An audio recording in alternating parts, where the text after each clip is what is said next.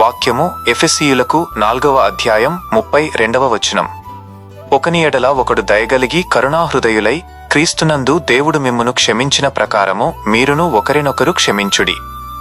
వాక్య వివరణ.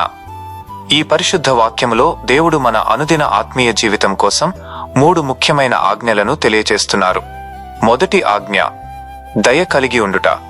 మన దైనందిన జీవితంలో ఇతరుల పట్ల కఠినంగా ప్రవర్తించకుండా మన మాటల ద్వారా మరియు చేతల ద్వారా ప్రియముగా దయతో మసలుకోవాలి. రెండవ ఆజ్ఞ, కరుణాహృదయం కలిగి ఉండుట. సాటి మనుష్యుల బాధలు మరియు కష్టాలను చూసినప్పుడు మన హృదయం కరిగిపోవాలి. కాఠిన్యంతో కాకుండా కనికరంతో కూడిన ఆర్ద్రతను కనబరచాలి. మూడవ ఆజ్ఞ, క్షమించుట. మనోవేదన కలిగించిన వారిని లేదా హాని చేసిన వారిని క్షమించడం క్రైస్తవ జీవితంలో అత్యంత ప్రధానమైనది. క్షమించడానికి దేవుడిచ్చిన ప్రామాణికం.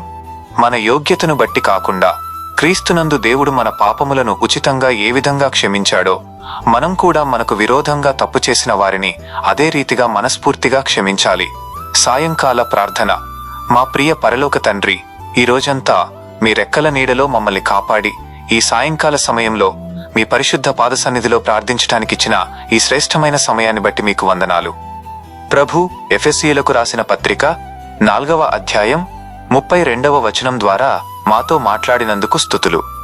ఒకని ఎడల ఒకడు దయ కలిగి కరుణాహృదయులమై జీవించే కృపను మాకు ప్రసాదించండి. మా హృదయాలలో ఎలాంటి కోపం, ద్వేషం లేదా పగ లేకుండా మీ పరిశుద్ధాత్మ ద్వారా మమ్మల్ని నడిపించండి. క్రీస్తునందు మీరు మా పాపములను ఉచితంగా క్షమించినట్లే మమ్మల్ని బాధపెట్టిన వారిని లేదా మా పట్ల పొరపాటు చేసిన వారిని మేము కూడా మనస్ఫూర్తిగా క్షమించే విశాలమైన హృదయమును మాకు దయచేయండి. ఈ దినములో మా ద్వారా ఏవైనా తప్పులు, లోపాలు జరిగి ఉంటే మీ రక్తం ద్వారా మమ్మల్ని క్షమించి కడగండి.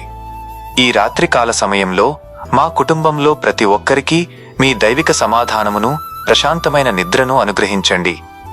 యేసు క్రీస్తు దివ్యనామములో ఈ ప్రార్థన సమర్పిస్తున్నాము తండ్రి. ఆమేన్.